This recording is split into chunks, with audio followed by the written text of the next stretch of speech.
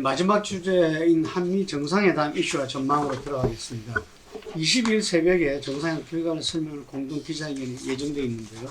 예상 의제는 한반도, 북핵이라든지 한미동맹, 대중국 관계 등과 백신, 그리고 반도체, 배터리, 아까 뭐 BBC라 그랬죠. 그 문제 우리가 뭐 40조 정도 투자가 예정되어 있다는데 그 부분들이 함께 그 상호 연관되면서 이야기가 되지 않을까 이렇게 싶습니다. 먼저 한반도 부분에 대해서는 그 황 소장님 지금 이제 바이든 정부가 이제 검토가 끝났다는 거죠. 예, 끝났는데 네.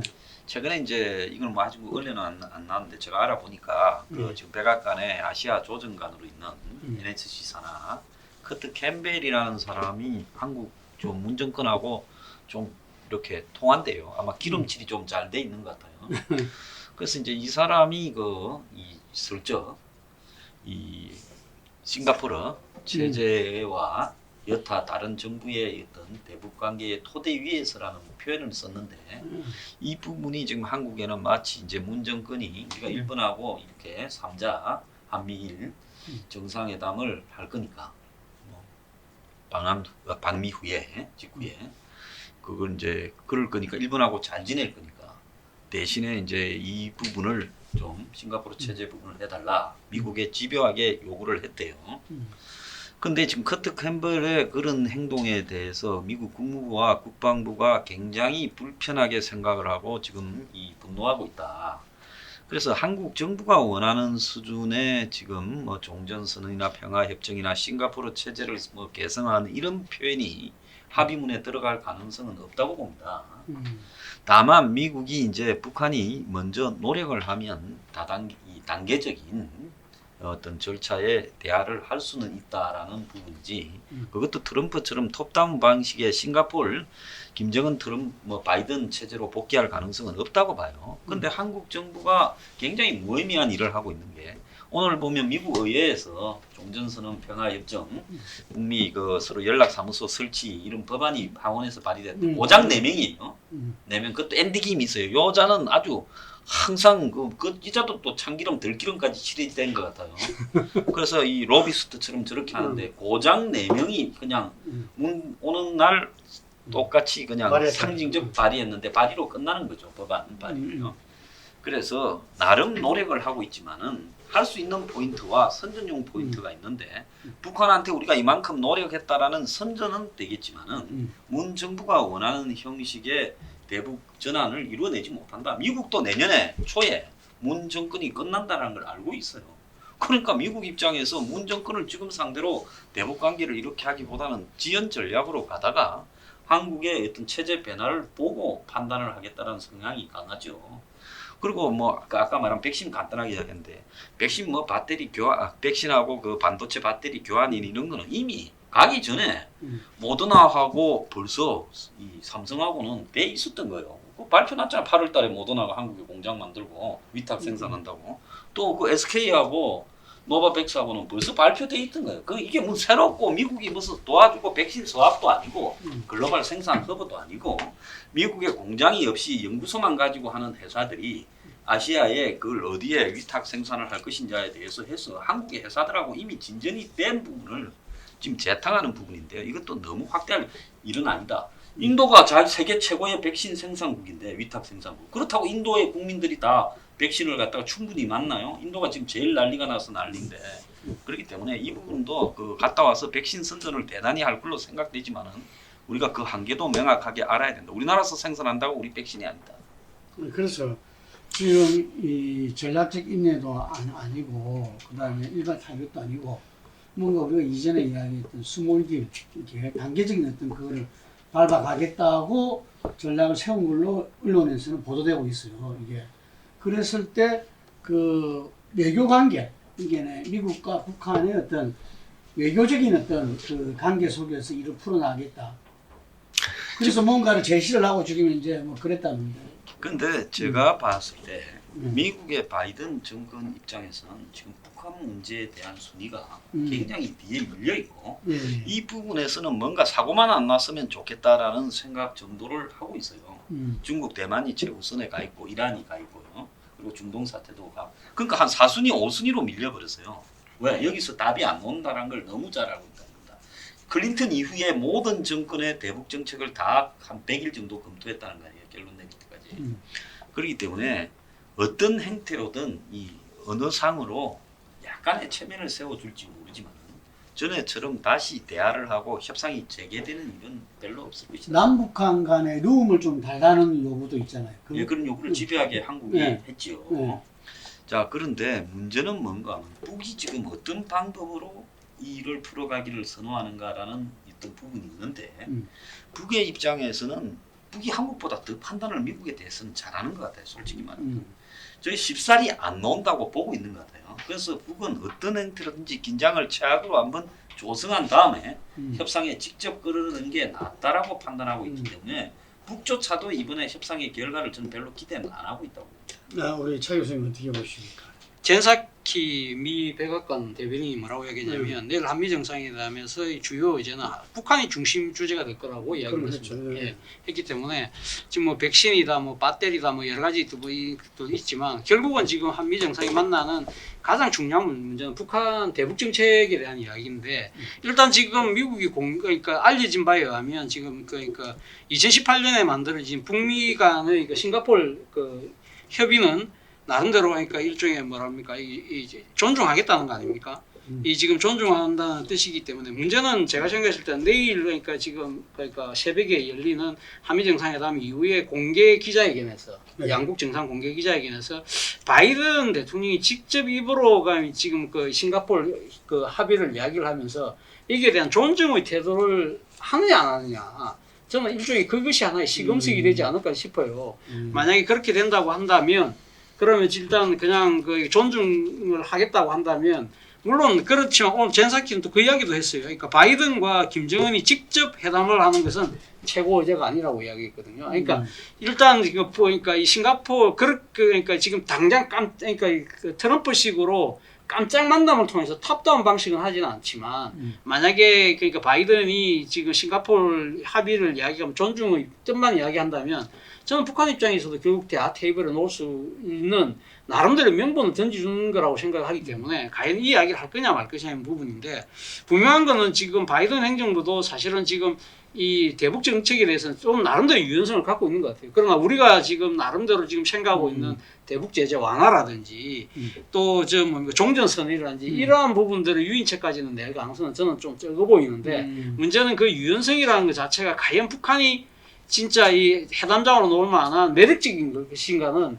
일단 지켜볼 필요가 있다. 그러나 하나 좋은 징조는 일단 지금 사실은 미국 이 최근에 이 한미 정상회담 한 열흘 전까지 열흘 전부터 시작된 것 중에 가장 발등에 불은 미국 외교에서 가장 발등에 불은 이거 하마스하고 이스라엘과의 이 군사 충돌이었거든요. 근데 그게 전격적으로 지금 휴전 협정이 바이든의 나름대로 강력한 이 지금 입장 표명에 따라서 이게 일단은 지금 수면 아래로 내려갔다. 그렇기 때문에 미국 입장에서도 일단 한숨을 돌리게 됐다는 거죠. 돌리게 되는 측면이 있고 그리고 또 미국이 우리한테 상당히 강하게 압박할 거라고 알려졌던 쿼드 참여 부분에서 앞서 뭐 우리 항 소장이 이야기했지만 캠벨이 그저께 우리 언론과의 서면 인터뷰를 통해서 이 쿼드 문제 이야기하지 않겠다고 이야기한 측면이 있기 때문에 이 지금 우리 정부 입장에서는 상당히 좋은 여건 속에서 좋은 결과를 끌어낼 수 있는 하나의 찬스는 맞이한 것 같아요.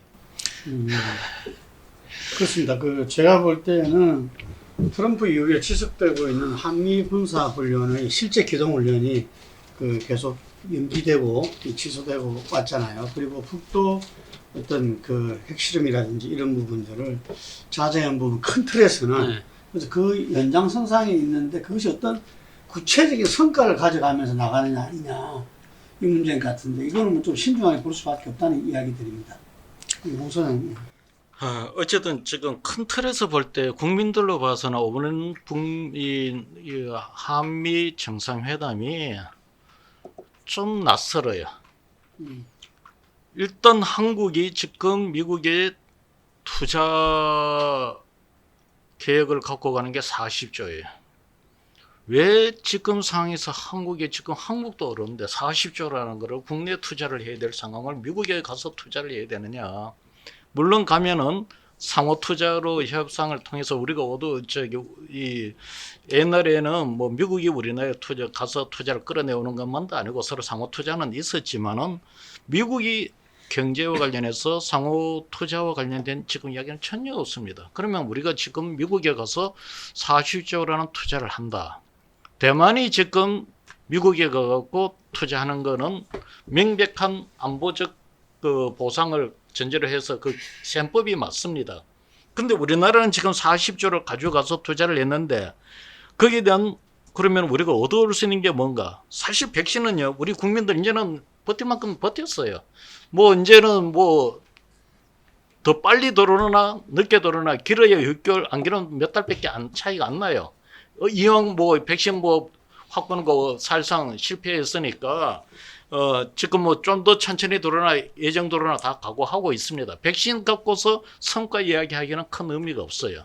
결국은 뭐가 하면은 거기에 대한 타결안으로서 한반도 문제에 대해서 뭔가의 변화를 가져오는데 옛날 같으면은 그냥 안보를 강화시키기 위한 뭐 여러 가지 안보 한미 동맹 관계를 근거에 하면서 거기에 대한 뭘 이런 보장을 받아오면 되는데 지금은 현 정부는 그거를 받을 생각이 아니다 말입니다. 그럼 뭐가 하면은 남북 관계 개선이다. 국민들이 지금 남북 문제에서 바라보는 시각에 있어서 과연 40조라는 투자를 하면서 안보가 아닌 남북 대화에서 뭘 받아올 수 있을지에 대해서 국민적 지금 동의가 쉽지가 않은 상황에서 협상이 진행이 됩니다.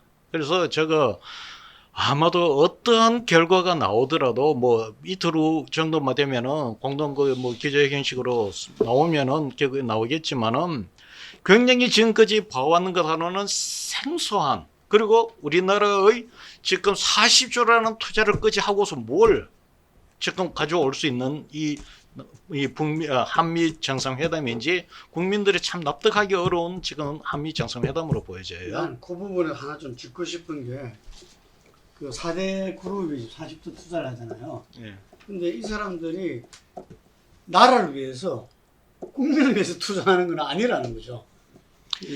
근데 이제 국민들은 그런 레토릭에 이제 아니, 시물이 나는 거예요. 저는 지금. 예. 실체가 왜냐면은 이 대기업들이 그 유보금이 얼마나 많습니까, 재벌들이.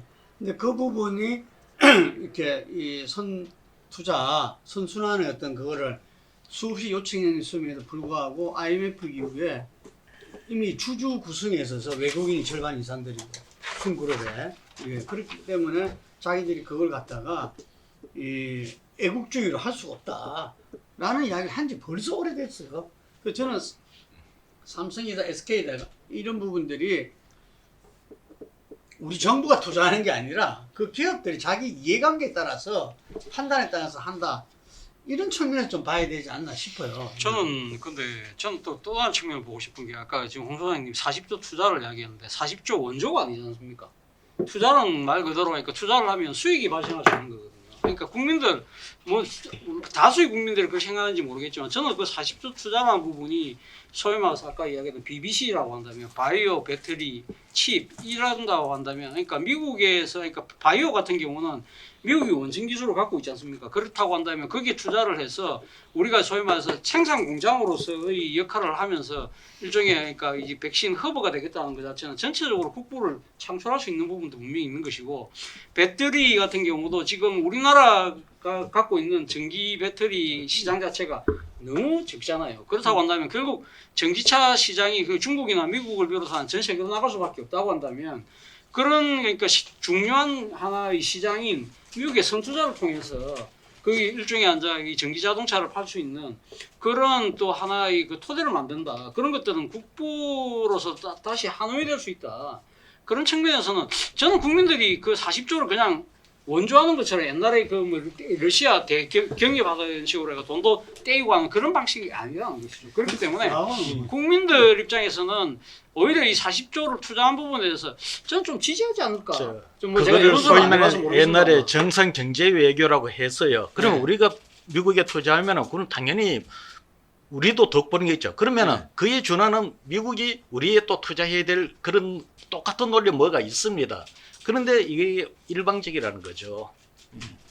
잘 알겠습니다. 예, 저는 이게 다른 측면에서 이제 좀 지적을 하고자 하면, 자, 그 미국이 요구하는 국내 투자라. 미국이 뭐 지금 뭐 트럼프 때부터 지속된 거잖아요. 그 국내 제조업에 공장을 세워서 일자리를 창출하라. 그리고 또 중국에 대한 유출 방지 뭐 이런 것 때문에 하라는데, 그게 삼성 SK예요. 백신이 또 한국에 위탁 공장도 삼성 SK예요. 자, 지금 이제 백신 위탁 생산을 한다 하면 갔다 와서 대통령의 업적과 함께 엄청나게 부풀릴 건데, 그러면 삼성 바이오, 그 삼바 항상 문제 많았던 주식인데 굉장히 뜨겠죠. 그다음 SK 바이오 사이언스 뜨겠죠.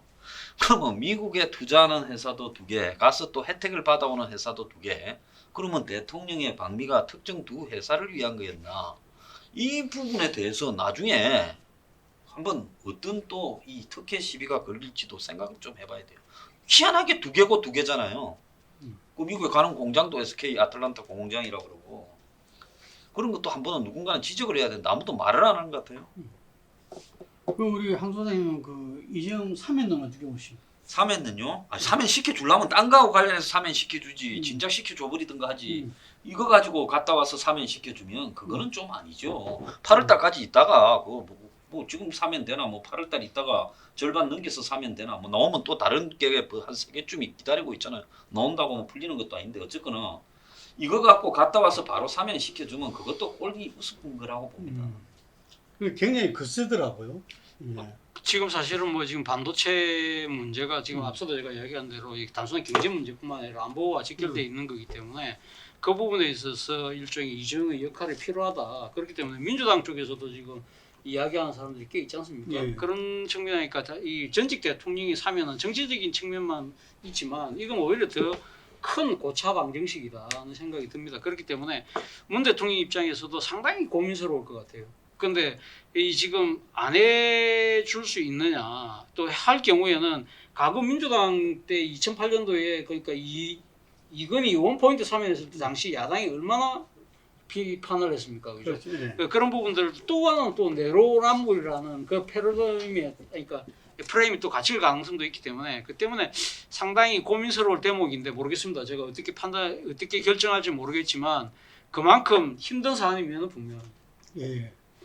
이 다음 달 6월 달에는 그 국민의힘의 당대표 전당대회가 있고요. 민주당으로서는 대선 경선 뭐 연기냐 아니냐, 그 연기가 안 되게 되면은 바로 6월 말부터는 경선에 이제 그 준비가 뜨면서 착수하게 되는 이런 시점이고, 지금 2강 체제를 이루고 있는 이재명 지사와 윤석열 전 총장은 또 어떻게 국민들 지지를 유지시켜 강화시켜 나갈 것인가가 기대됩니다. 그럼 오늘 5월 이 폴리자담이 이것으로서 마치도록 하겠습니다. 감사합니다. 감사합니다.